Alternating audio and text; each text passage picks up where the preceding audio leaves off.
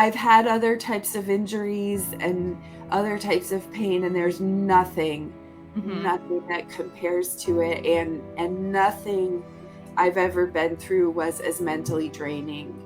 I fully understand that a lot of people can get better without surgery, but if you see a reputable surgeon who really thinks that you're a good candidate and that you'll have a good recovery, good possibility of it being basically a cure for the pain, I encourage it. Welcome to another episode of Bed Back and Beyond. On today's episode, I am joined by Debra. Debra is a very sweet nurse from Oregon who just recently herniated her disc at the end of 2022. Debra is joining me today because she would like to share her story of surgery and recovery to provide hope for those of you who may be currently dealing with a herniated disc. We both understand the feeling of life coming to an end, but you will soon see with Debra that life can get back to normal pretty quickly. Hi, Debra. Hi, Christine. Thank you so much for being willing to do this interview with me and talk about your herniation experience. For sure. I'm happy to be here.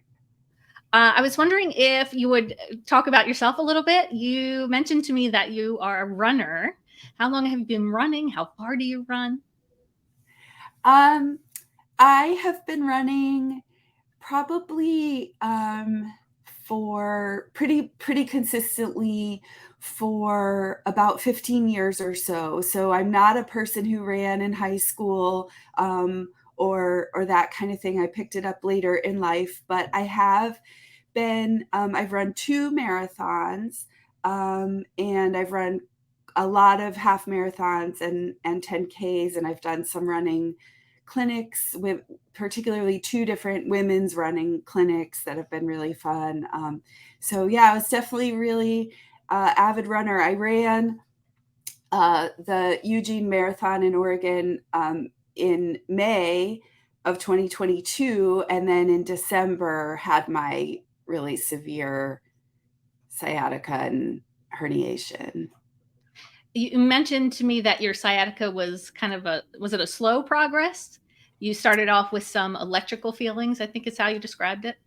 Yeah, so I actually was going on a trip to support my running partner who also does Ironmans, and she was doing an Ironman, half Ironman in St. George, Utah, and I flew to see her and to help her and cheer her on and things. And when I was on the plane, I noticed this burning sensation in my hamstring, and I kind of thought that it was a hamstring injury. And like looking back, I can remember other times over the years where my hamstring was bothering me, and now I'm wondering if it was that my herniation maybe had existed and was mild for a long time. Okay. And so that was around Halloween, and I just took it easy. I stopped running for a few days, and I did some, followed along with some YouTube videos about things. I talked with a couple of people who were like, "Oh, that's not your hamstring. That sounds like sciatica." And so then it kind of got better. I did still notice it a little bit, in particular after I had been running. So I would never notice it while I was running, but occasionally after running, especially if I went and sat down right away, when I would get up, I would feel something, but it would usually go away pretty quickly. Or if I just, was more conscious with doing some exercises and stretching and things like that, it seemed like it got better. And then I volunteered at a race that had multiple distances, but a half marathon being the main distance. And it was a pretty cold day. And unfortunately, I was wearing my rain boots, which don't have much cushioning or padding, and it was pretty cold. Right. And so I was jumping around and doing jumping jacks to try to stay warm. And I really kind of feel like I must have done something that day. And I was on my feet and volunteering there for, I think, about 6 hours or so. And then I went running myself for about an hour. And I didn't really necessarily notice anything that night. But when I woke up the next morning, which was a Monday, it was incredibly hard to get out of bed. So it kind of Mhm. just like happened like that. That sounds like my experience. It was like a slow increase of pain. I would be sitting and I would stand up and like get this sharp pinch in my butt cheek basically. So I was convincing myself it was everything but a herniation. And then it was just the day I rolled over in bed and that was it.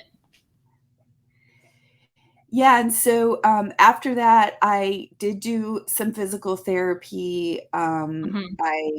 I had already was established with acupuncture, so I, continued with acupuncture, which the kind of unfortunate thing about that is I would feel some relief after acupuncture, but my acupuncture is about an hour away from my house, and so pretty much as soon as I would get back in the car, the gains I had gotten Do it were all. gone.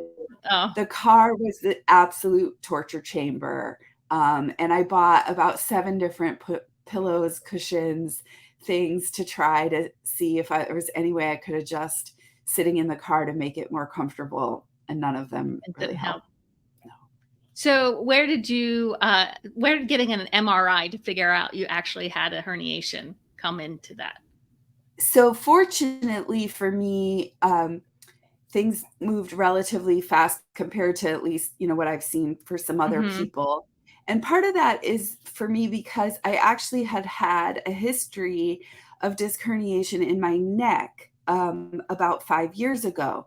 And so I kind of knew in that situation, I probably followed a timeline more like the longer timelines I've seen some people. Okay. But because I kind of had this idea of what was happening, I pushed for things to happen more quickly. So the half marathon was on December 12th.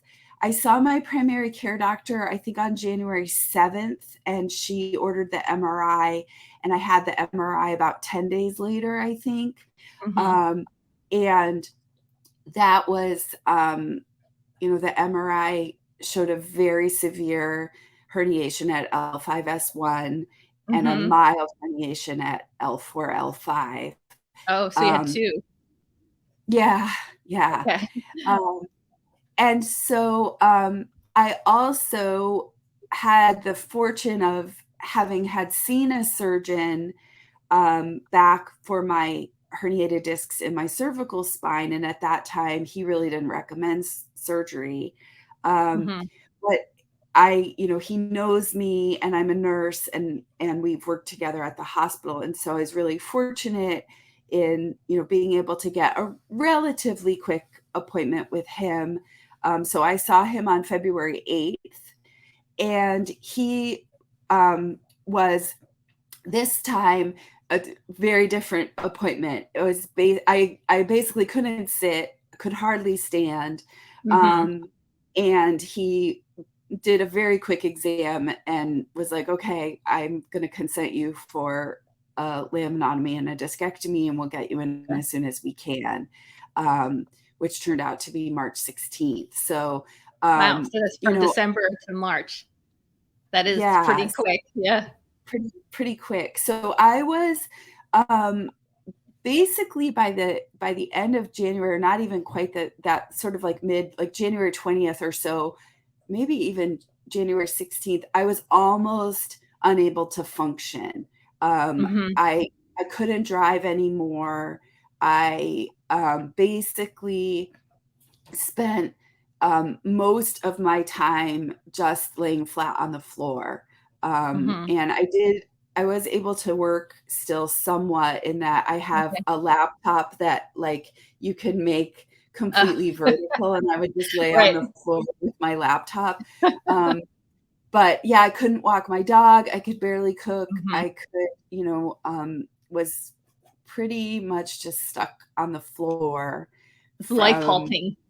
yes, Yeah, and I was taking really high doses of gabapentin, which, Mhm. like, maybe barely kinda helped a little bit, and a lot of Advil or Aleve, and a heating pad. I just, like, lived on my heating pad, Right. um, and I did some ice, but for me, the heat was the most kinda helpful thing, but yeah, I was in so much pain, and I Mhm.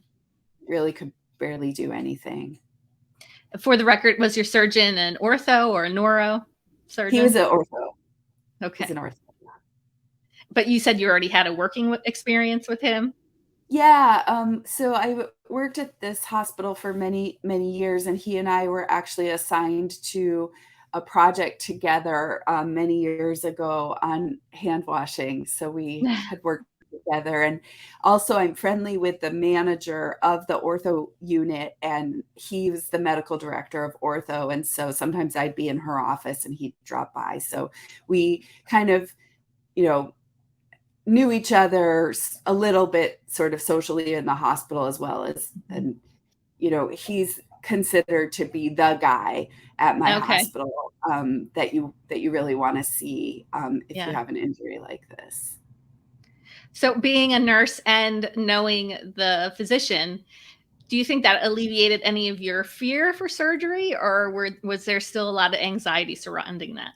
That's a great question. So I never had surgery before. I never had general anesthesia before. So I was a little bit, concerned about that. But I work um, I work, my job is that I work very closely with the breast surgeon. I don't work in the operating room, but I help patients to understand what to expect with their breast surgery, Mhm. both before and after. So I certainly Okay. have a level of comfort with knowing how safe surgeries are and how Right. low the rate of complications are.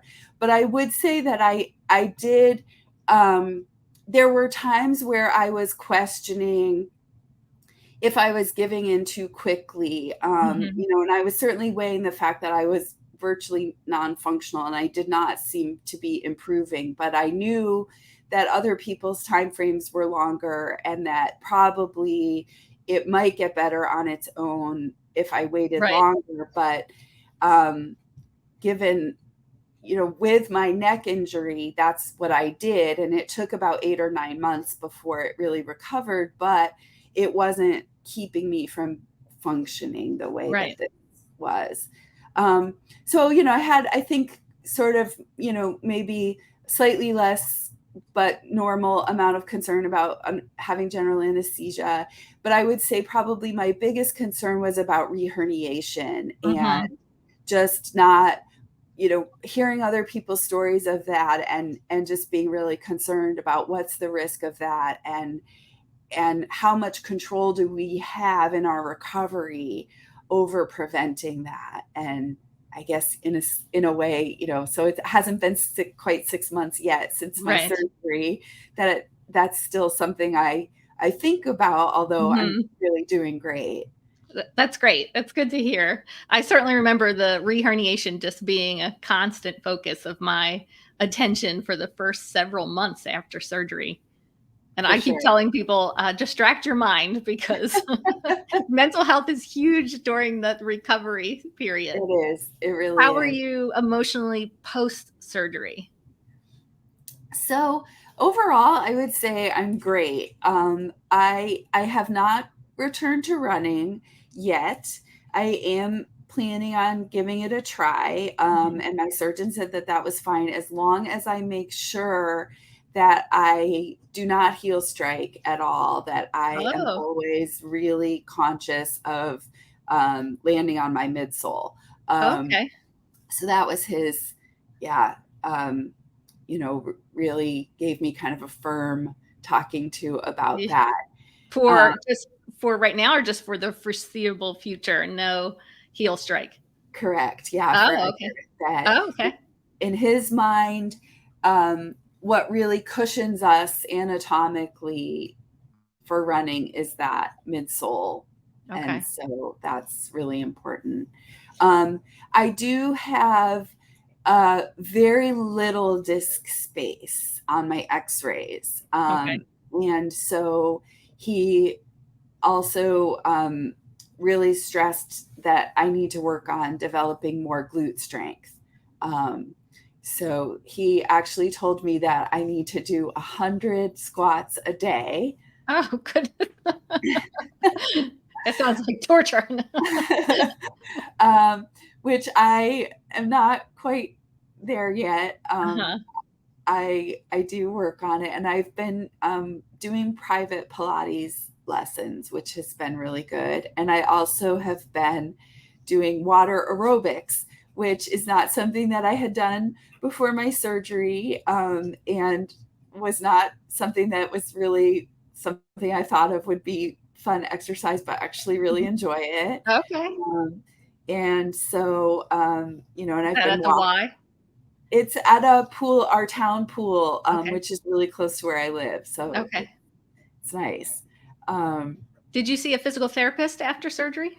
no, Okay. so my surgeon does not have people do physical therapy after surgery. I did quite a lot before. Mhm. And so, I just do some exercises that, I would say probably the biggest thing are it's doing like hip bridge Mhm. types of things. But bird dogs and Mhm. that kind, clamshells and things that lots of people with this injury are familiar with. Right. And did you do you live alone, or did you happen to have help with you after surgery? So I live with my partner, and we don't have children. We have a dog. And Here. yes, he was a huge help, but I have, told people I do think you can do it yourself. Mhm. Um, I did try to do as much myself as I possibly could, and we rigged up some systems. In particular, the hardest thing with the non bending and lifting is the dog bowls, getting the dog bowls up and down off the floor. So we used some really lightweight plastic bowls for a while that I could use a grabber tool, or I would just take the kibble and kind of just pour it from on high Oh. into the bowl. Um, but um, and then having things on the top shelf of the refrigerator is important. But I was able to squat pretty quickly after the surgery. Mhm. So instead of bending, just always be squatting. Right. And I did have to use a sock aid and like do some shenanigans to get pants on and off and things like that. Mhm. But I was able to manage pretty well on my own. And we have a two-story house, and I was able to go up the stairs the day of my surgery. So they had planned for me to spend one night in the hospital, Okay. but I ultimately didn't need to, and I was able to go home the same day. Oh, okay. And do you feel like being physically active, running, had a big help in your recovery? I do think that it is, and also the fact that I was basically only incapacitated for 3 months, Mhm. um, that really probably helped me to have a quicker recovery. And the pain after the surgery, basically my sciatica pain almost went away right away. I mean, it Mhm. was like there, but it was much more of like a pressure feeling than really a pain feeling. And I didn't take any opioids after my surgery. So my incision did hurt, especially the first 2 nights. Right. Turning around in bed was, oh wow. But it got better fast, really fast. And I was doing, I've seen some people say they were walking, miles right away. That wasn't Mhm. me, but I Mhm. was walking, 4 or 5 blocks around my neighborhood pretty much right away. It sounds like you had a pretty great experience as far as, the doctor goes and just the surgery and recovery. Is there anything that you would say that you wish people knew ahead of time going into surgery? I do think that the the fear of the reherniation is so much that I think that really can um, cause people to put off the surgery. And another factor for me is I just recently turned 50, and I see a lot of people who are young, and I can kind of understand for them wanting to wait a little longer and see if they're going to recover with conservative measures. But for me, I just felt like I had no time. I have Yeah. no time. I had to cancel several trips. Oh, Um, I have season tickets for our local Major League Soccer team. I couldn't go to games. Like I was like, I need to get my life back fast. yes. That was um, pretty much how I felt. I was from end of August. No, wait, when end of June, and then I had my surgery end of August. okay, so We you're were, and time was the big factor. I couldn't be missing. I was a per diem, so I was unpaid for all uh, that time, and I needed to get back to work. yeah, yeah. So, I fully understand that a lot of people can get better without surgery, but if if you, see a reputable surgeon Mhm, who really thinks that you're a good candidate and that you'll have a good recovery, good possibility of it being basically a cure for the pain, mhm. I encourage it. And would you say that you're feeling now, are you 5 months or 6 months out from 5 months. surgery? 5 months. Are you starting to feel back to yourself, or do you think Yeah. you have a little bit of time to go? Yeah, I feel pretty much back to myself. I went on my first long plane trip a couple weeks ago, and that went fine. I did bring of my many cushions that I had purchased. I did bring one to use on the plane, and I'm glad that I did. It was Mhm. helpful. But one of the excuse me, I'm getting over actually having COVID. Oh, Um, sorry. Yeah, for the first time.